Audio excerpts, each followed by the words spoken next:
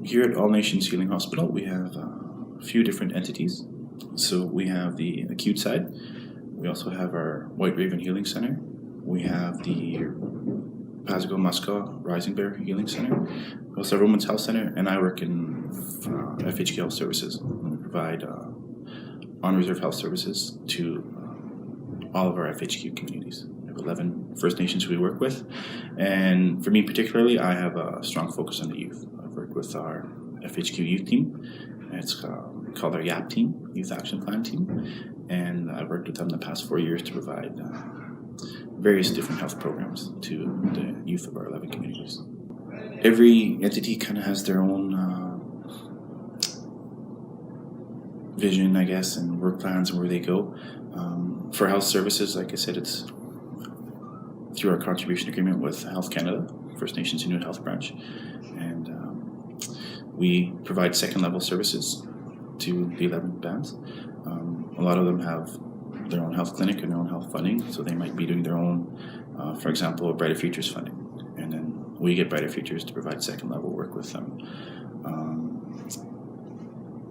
Our leadership decided for the youth team that I worked on around 2010 that we needed to focus on youth. So we've set some money aside from a couple of different programs to form a youth engagement strategy, and out of that came the Youth Action Plan and the YAP team, and they've been around.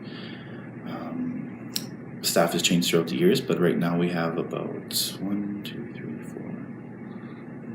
5 or 6 of us who can be called out to the file, and we'll go out and work with them based on whatever the community asks of us. So everything we do is community-led, community-driven, from request to us. And a lot of the work that we do with the youth, we have, in order to try to empower them and give them leadership, we have surveyed them and did programming based on what they did. And most recently, we've kind of let them take over control of the program to give them more empowerment. We would host large youth gatherings down here throughout the school year and invite all our high schools and kids. And when I started, it was around 50, 60 kids, and lately we've been up over 150 to 200 who come out. And those are all based off, the program is based off the surveys. Democracy, we had called it. But more recently, we give back to the kids, and they were picking their own topics and hosting their own meetings and emceeing and doing everything. We were covering that, just to empower them. The other entities, like I said, White Raven has knowledge keepers, they've got a clinical psychologist, residential school workers, addictions workers, our crisis intervention team, our system team is based out of there. Women's Health has RNs, midwives. We'd opened a birthing suite a while ago. I think we're going to be approaching about our 100th baby delivered here. Pasco-Muska Rising Bear Healing Center is our newest expansion. That was direction from the chiefs a while ago. They wanted to head that way, and we worked on that for years, and happy to say it just recently opened. And that's led by NP, RN. We have a knowledge keeper over there as well who works in there. He's got his own area. So we have various things here, and everybody works together as a team. We can access, even though we're our own separate entities, if I need help from White Raven, I can just walk over there, or Rising Bear, and we all work together to deliver kind of a one-stop shop. When someone comes in, they can access whatever they need. We can try to help them out. So, in the building itself, we have went through Accreditation Canada, and we've been accredited. When I came here, they had the acute side of All Nations Healing. They were accredited with exemplary standing. FHQ Health Services was accredited with exemplary standing. We have since went through accreditation again. Acute once again got an exemplary standing. Health Services went through. We were accredited again, and we didn't quite get exemplary standing this time. There was a bit of an issue with some paperwork, I think, because we had based it off the acute side. And then when they did this side, they had different investigators come out, and they had given some feedback. But we had based it off our accreditation on the other side. So it wasn't quite exemplary standing, but I think it was the step below. White Raven wants to also go through accreditation, so they are just taking the initial steps, and then hopefully once they get going, and we might have 3 with accreditation within the building here. We also have lots of outside agencies who contact us to network with us or benchmark with us, who want to come in and sometimes just do a tour of the building. Sometimes they just have heard specific things about White Raven or the YAP team. So they want to come in and chat with us. And quite often I'm doing tours through the building for people from other provinces who've come from BC, down east. We even do that with high school kids if they want to come in, just to show them the building, show them the different careers and hear the jobs. So we do that. We're contacted a lot of the times from post-secondary education institutions who want to send students here. I know in the hospital and acute, they take a lot of nursing students from the college. On our side in health services, the dietitians take students. Our home care program takes students. Myself, we used to work with Health Canada through a couple of different programs, health careers and different things where we would promote the careers. I still do that, so I've taken students from SAS Polytech to come and work with us. We've taken students from Parkland College, all to come and give them the experience, and we often are out there still promoting ourselves. Recently, a couple of the YAP team members, the youth team, last year they went to the World Congress on Public Health to promote some of our programs, our tobacco cessation program, our youth team. We were recently in Toronto at the Canadian Mental Health Association National Conference to present with the Mental Health Commission of Canada. We were at the SAS Prevention Institute program presenting on our youth team. So people are interested in what we do. I think what we do has been successful. And the feedback from the community, which is who we answer to, has been positive for the most part. So I think we're moving in the right direction. For us, and in particular health services, since we do answer to Health Canada, a lot of it is numbers, the quantitative, how many patients we can see, how many youth we've worked with, how many workshops we've put on. Like the diabetes team, I'm sure they have to track their clinics and blood sugars and everything, but that's not really my area. Specific to the youth programming that we do, in particular with the schools and stuff, we also track numbers. Like I mentioned, our youth, the large YAP gatherings, we would track how many kids we had, and we've noticed it's went up. We've had more buy-in from 60 up to around 200. So we know the kids are interested, getting on board and wanting to work with us. Quite often, it's the stuff you can't see, and we haven't did a full-on evaluation, which we probably should be moving towards because we've had the YAP team for a while. But unless we sit down and start interviewing some of the youth like this, we're not going to really get that qualitative thing to know what we're doing. We can see it as a team. Sometimes when we start working with people from the beginning of the school year to the end of the school year, we can see their growth, and we can see how more open they are and engaged they are, and how they. So we can see that, but unless we sit down and interview them and ask them, we don't have that for our own evaluation. And what we do run into is a lot of our youth move around a lot. So transient, we might have them for a bit, and then they're gone from the First Nation community to the city, and then we come back, and then we're working with them again. So a lot of it's just the numbers that we get. Some is the feedback that the kids give us themselves. When we see them, they're happy to see us. They ask us to come out. We do speak with education. We're in our schools a lot doing the programming. So I'm often chatting with the principals or attending principals meetings, asking how they're doing, the feedback on the program that we had provided. So just stuff like that. But we don't have any specific evaluation yet. But we have been looking at moving that way. We had worked with a consultant with the program for many years, and he works at a university down south now, and he was talking, and he said the best way is to interview. So we were talking about maybe doing that, but it's so tough because, like I said, we work with so many kids and they're often on the move. In general, to speak on all, I think a lot of all the entities in here have a high demand. speaking acute hospital, can't speak. I know a lot of time the beds are full. Women's health, I don't go there, but I know friends from the community who do that, and even family, and I know they speak highly of getting in there and seeing people. I'm sure Rising Bear is busy. White Raven themselves, since I work more closer with them sometimes, they're often on the road. They're busy, whether it's the CISM or the addictions programming. The Knowledge Keepers are busy. They're often performing ceremony. I didn't speak on it, but we are a unique center in just the way we're set up with all the entities and what we have, which is one of the reasons why we do a lot of tours. White Raven themselves being our cultural and our counseling area, they have a medicine room, right? Mm-hmm. So we have a First Nations medicine room. They have a ceremony room. Just outside the hospital, we have our own sweat. So we perform the sweat ceremony. So they're pretty unique, and they are busy. There's sweats constantly running here. Men, women, co-ed. There's ceremonies going on here. I won't speak much on those, but we do host ceremonies here, and we have other healers come in at times.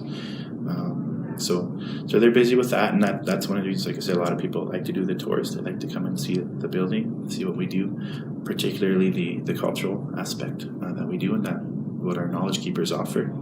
And we're also unique because if you come into the center, you can have both, right? You can see our Knowledge Keeper, you can see the doctor. You can choose one, you can see both. Like our Knowledge Keepers go into the acute side and work with people if they want, right? And with the new center opening, Rising Bear, since that was open, we have a Knowledge Keeper over there, and he has his own medicine and stuff that he works too, right? So we're kind of unique in how that happens. So we are busy. There's need for it. They're busy. Health services themselves. If I do a tour, people often kind of come through, and a lot of the doors are closed and people are on. They're kind of looking, and I tell them this. They're like, "Oh, no one's here." I said, "I know. I'm giving you a tour of the center. Not a lot of people in, but that's how it should be." Because I said, we're out on the road. We're in the communities. If you did a tour and everyone's sitting at their desk, it'd be what's going on. Because we're supposed to be out in the community working with people, right? So often when I do a tour, all the diabetes team's out, the environmental health officers are out, home care nurses and home health aides, they're out, the youth team. And that's what we want to see, because we know we're being asked to come out to the community and deliver programming, and the communities are working with us. So I think that's a success. I don't want to make it sound like I go and I put a workshop on, I have like 50 people, because sometimes I might have 5, right? Might have 10, but we often do, whether it's verbally or survey people after, like for feedback and see how, and most of it's positive, and then we do use that to shape our programming, what worked, what didn't work. To me, if you're being asked to go out, that's just a success. Right. A lot of sometimes, for example, I can talk about some of the programming I do specifically. In addition to my health programming, I also carry a traffic safety program with SGI. Sometimes I'm supposed to do car seat safety. I can go out there and sit out there, and very few people want to talk to me. Okay. I can go out there to do a health fair. I have a ton of people talk to me because I'm promoting health. So people know who I am, whether they want to talk to me or not. I kind of veer, okay, maybe I need to adapt my traffic safety programming because I'm not getting a lot of engagement. What can I do to engage them more, right? To draw them in. And we have meetings with our health directors here. We're very transparent, we're very accountable to our communities. So we meet with our health directors usually quarterly, and all the health staff, the team leads, provide updates to them at that time. So when I was team lead for the youth, I'd have to come in, we'd have our team lead from diabetes, environmental health, home care, provide updates to the communities, the health directors, and they give us their community updates at that time. Any feedback they have on our programming or what they want that they brought back from the community. FHQ also hosts chiefs meetings where we go meet with the chiefs, get feedback then, provide updates on our programming. Even next week we're having one in for the counselors.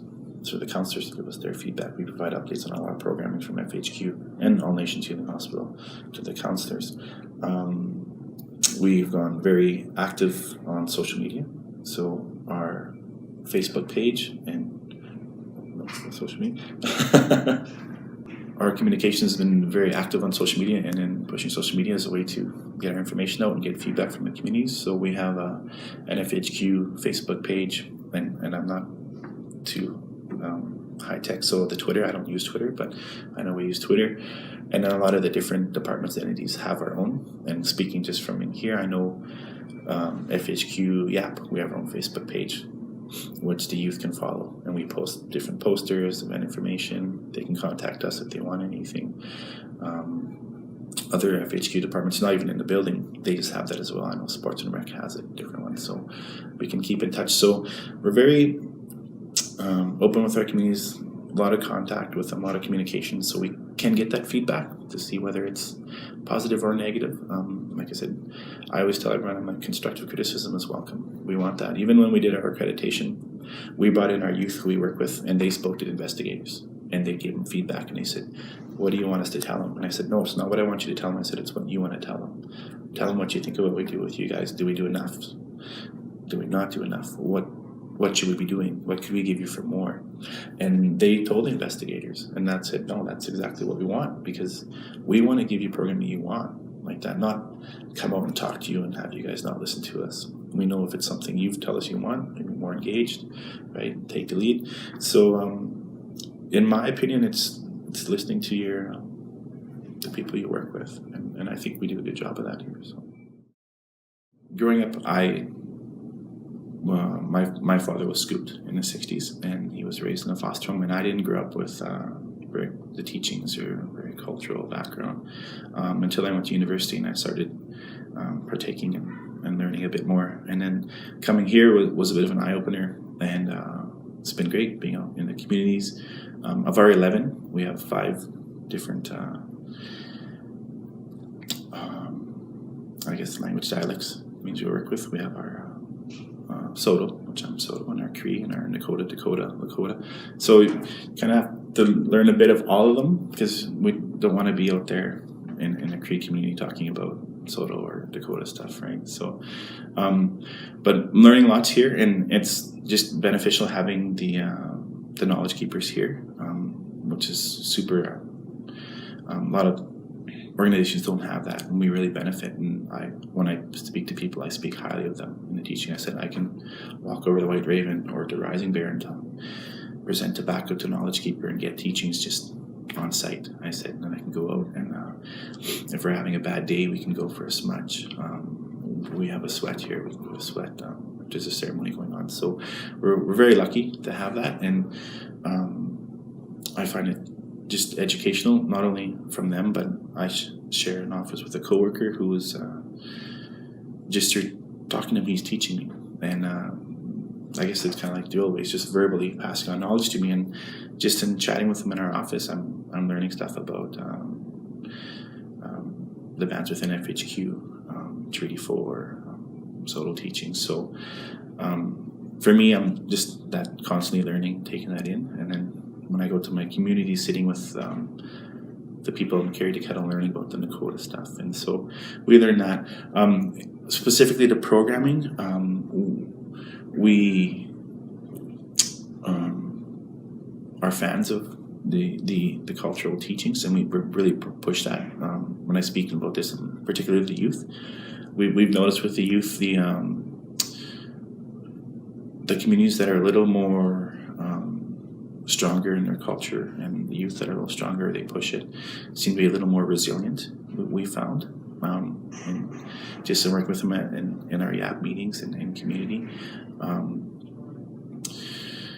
So we have FHQ in general.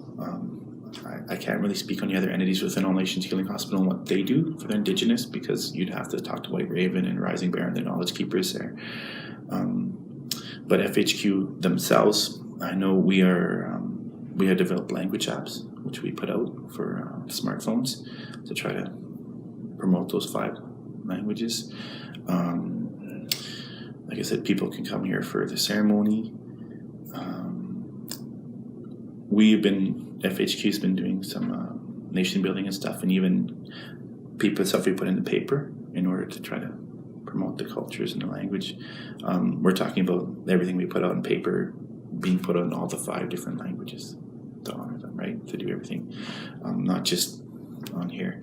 So, in our education department, I know has been working on languages as well, and trying to focus that. So,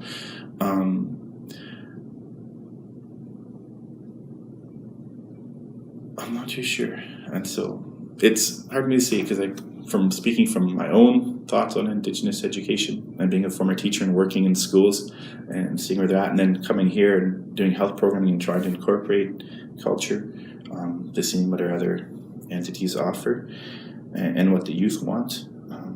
I think we're moving in the right direction. As an organization, with staff, we do try to educate them on Indigenous issues as well in cultural training. Every staff member who works within here, whatever entity you're part of, has to take cultural training orientation, and we used to have that through Sask Indian Cultural Center, I think SICC, but now we actually have our knowledge keepers teaching it, and so it's mandatory. You have to take that, and then if you've taken it and you want to take it again, you sign up and you take it again, and they work with us. So that's kind of unique, I guess, to come in and get that training from an actual elder to tell you what to do, to make sure you're not stepping on toes, because I can honestly say I've stepped on toes before, not knowing, not meaning to, but just sometimes in how you say stuff can be interpreted wrong, or if you don't follow the proper protocol, right? So I'm not too sure. That's a tough one for me to answer, I guess. So I don't really use the term Indigenous, I don't think. Maybe because we're mostly dealing with our specific communities. So quite often it's just First Nations, right? Don't do a lot. Coming from, I had worked at Health Canada, and it was First Nations Inuit Health Branch, right? And so I might have used the word Indigenous more there. If we were talking about Inuit, or if we had some questions about Métis, but specific here, for me, most of my programming, since it's on reserve, it's mostly First Nations. I don't really use the term Indigenous a lot, although we do offer off-reserve programming as well. If we get requests from off-reserve somewhere, speaking from a youth team perspective here, we're open to it. And quite often, I often ask, are there any FHQ youth there? And they say yes, then it's okay, we'll go and work. And whether it's all FHQ youth, whether it's half, whether it's 2 or 3 and there's other people. I know the youth team has went into the provincial school system and worked with people, and we've did boys groups in there, and sometimes it's 80% First Nations, sometimes it's 20%, and then you get non-First Nations or Asian, Filipino, whoever's in there, and we just work with them, right? So, but my own personal perspective, I don't use the term Indigenous a lot, really. I guess speaking education-wise, I'm trying to think of our work in the classroom, or my work when I was a school teacher in the classroom, and then some of the teachings. We do try to look at it as more of a holistic model, I guess, right? Like we do incorporate the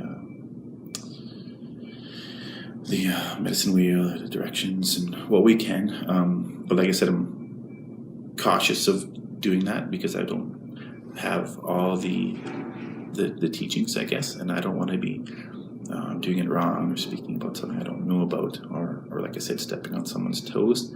So quite often, I said, we do promote the cultural side. We will bring in someone from the community who has those teachings. Just for example, often when we do talk sometimes about, excuse me,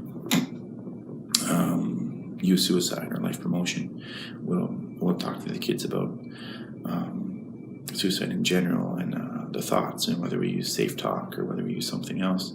But we always make sure we have extra people there just in case someone gets a little upset who can work with them. But we often bring in elders as well.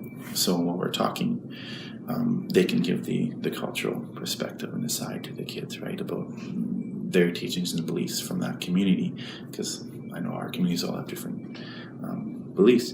And then also, if they get upset, they don't want to talk to us, they can talk to an elder and do that, right? So we do try to incorporate the experts who know that, because like I said, I don't have those teachings. And the kids are fairly respectful of them, like they know when an elder's talking to the teachings. And we do use a lot of the the verbal talking to the kids, some of the storytelling that goes on, and we offer them to come in here. I'm just thinking off the top of my head, a while ago, one of the communities was going through some issues. They brought their kids down here to see the knowledge keeper and have ceremony.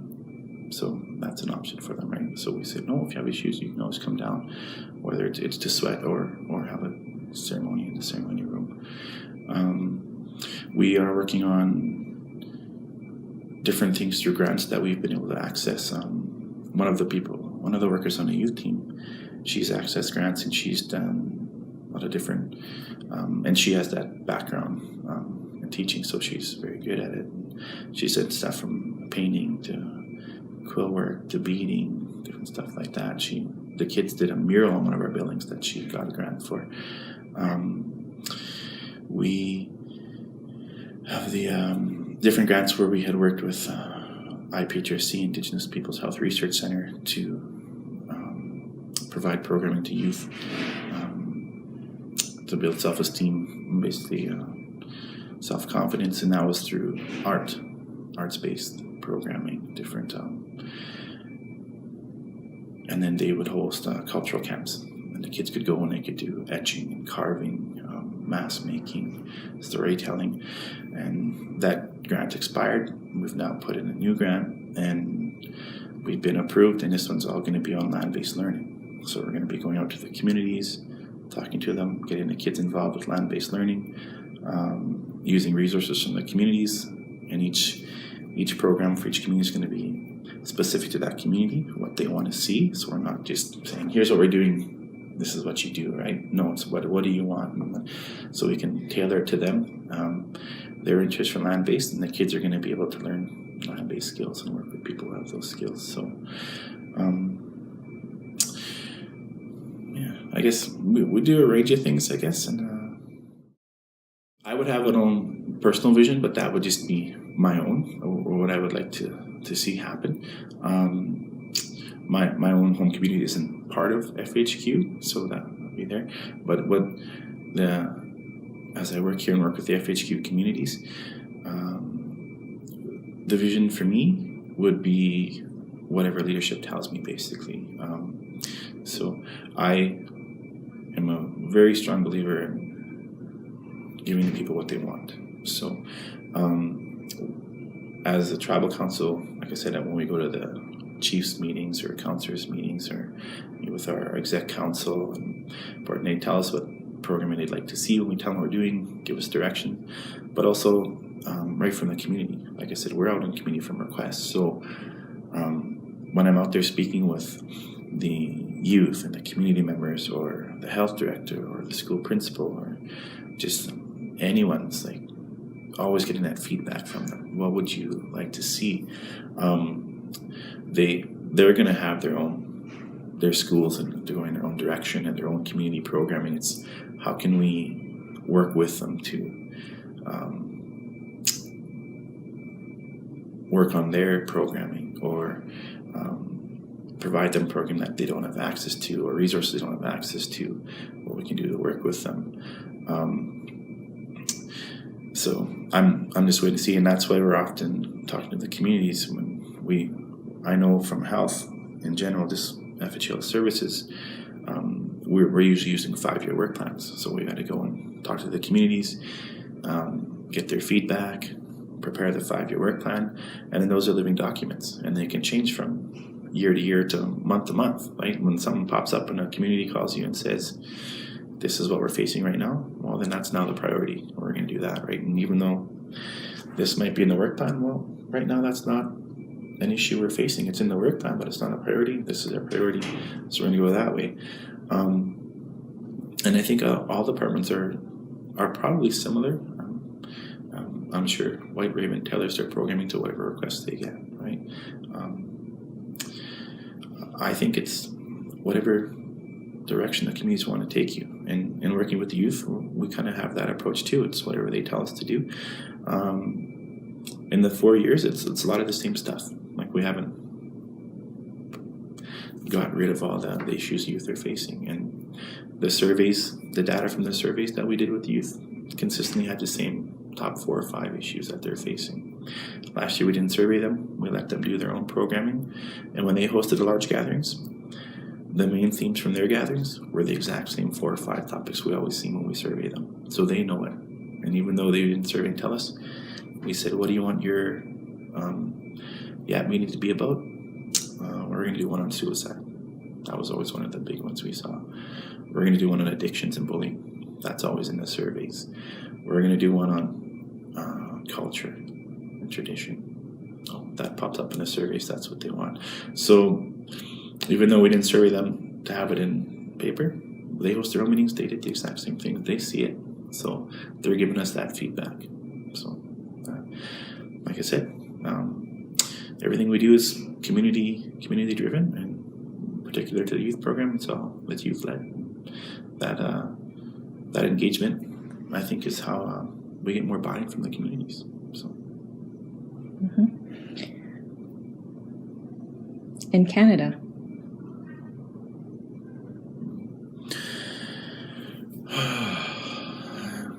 The direction for Indigenous education in Canada.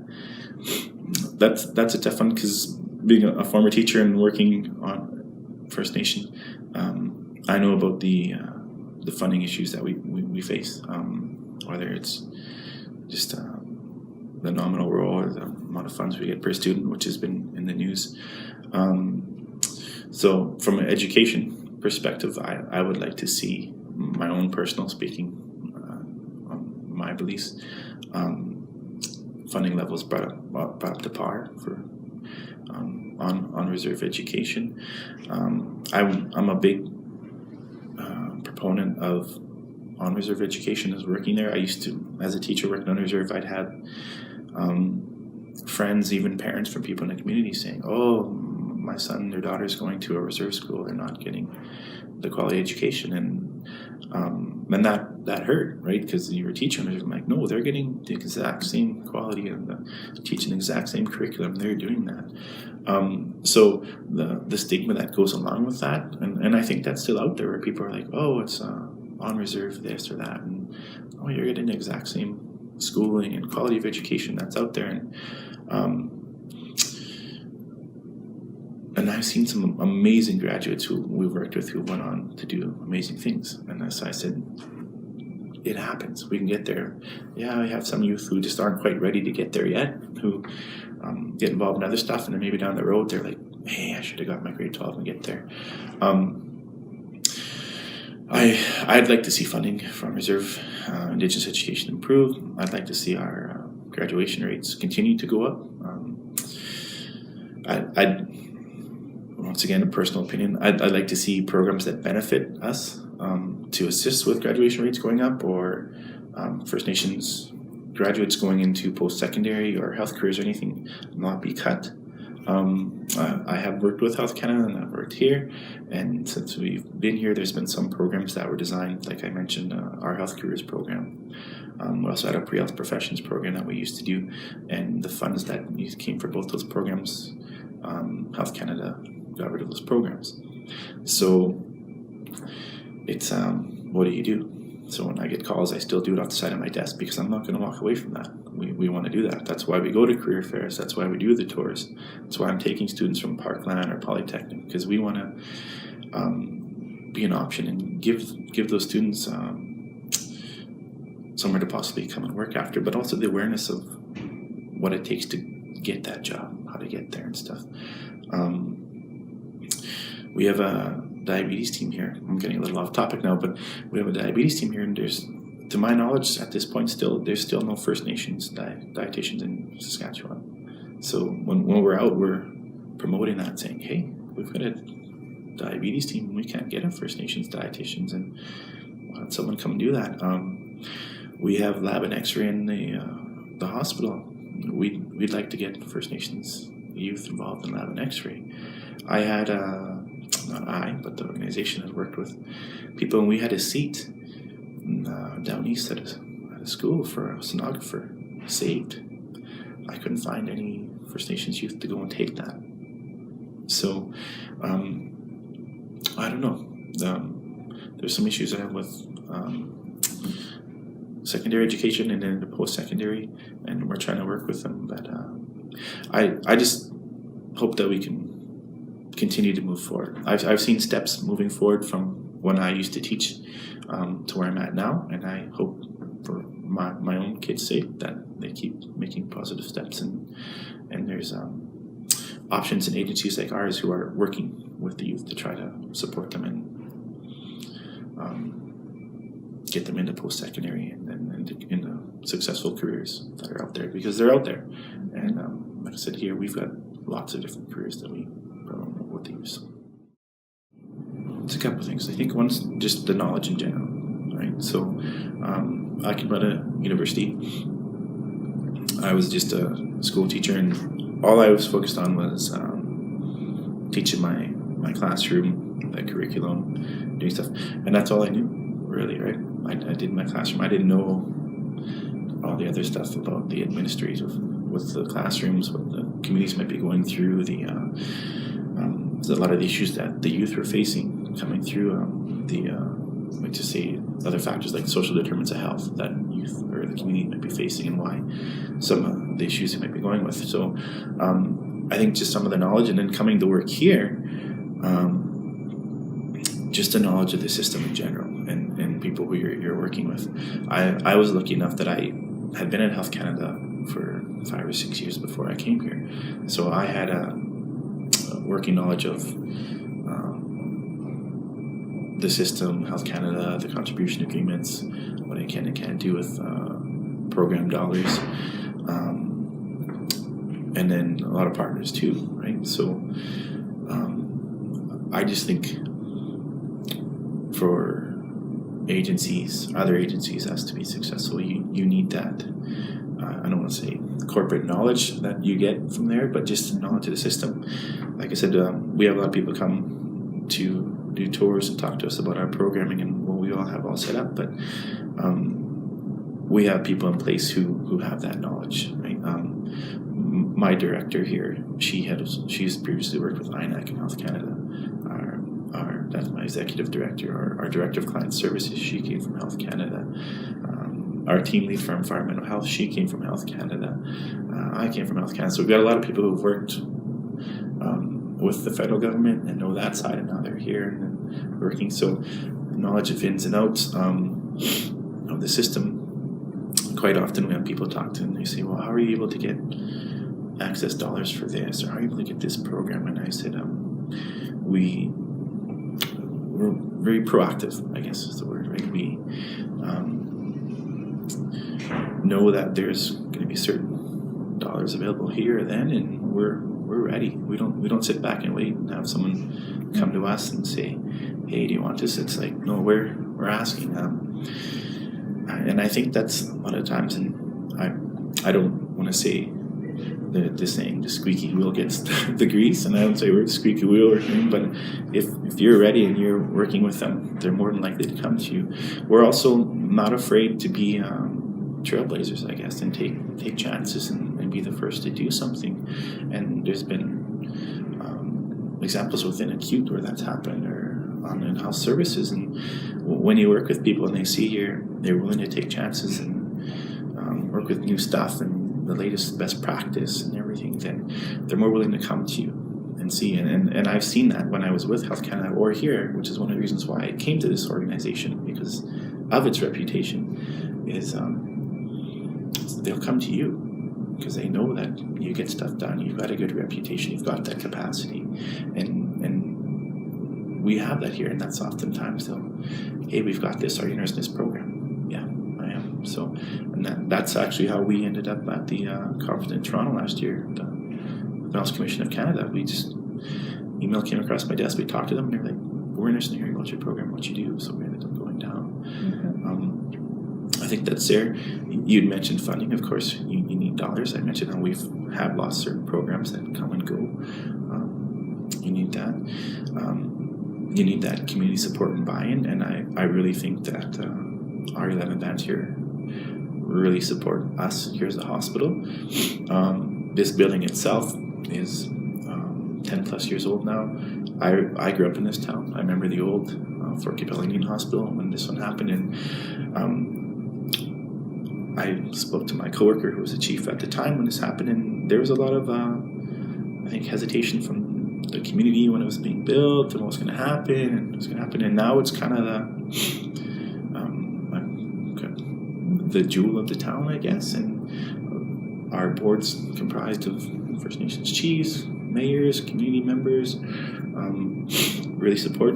The hospital serves everybody, not just First Nations, everyone. The catchment area, we've been out at career fairs, and youth have come up and said, "Oh, we know your hospital, we come down there." And they were as far away as like Melville and Yorkton, and they know the hospital. So just that community support, which I think the hospital has, the support we get from our chiefs and councillors for the program that we do, when we do give them updates on what we do and the feedback that they give us. People often ask us about our youth team because we're kind of promoting that, and they say what, and I said it wouldn't happen without the support of the chiefs and leadership. And I said I wasn't here then, but they said that's an area we want to focus on, made it a priority. And I said it's one thing to talk the talk, it's another thing to walk the walk. And when they said this is what we're doing, we're designating our dollars for it, forming a specific youth team. Well, how many people do that? A lot of them are like, youth are a priority, but they actually walk the walk, and we made a youth team. And then and I think our youth have benefited from that program over the years. It's been successful. So I don't know, I just think some knowledge and support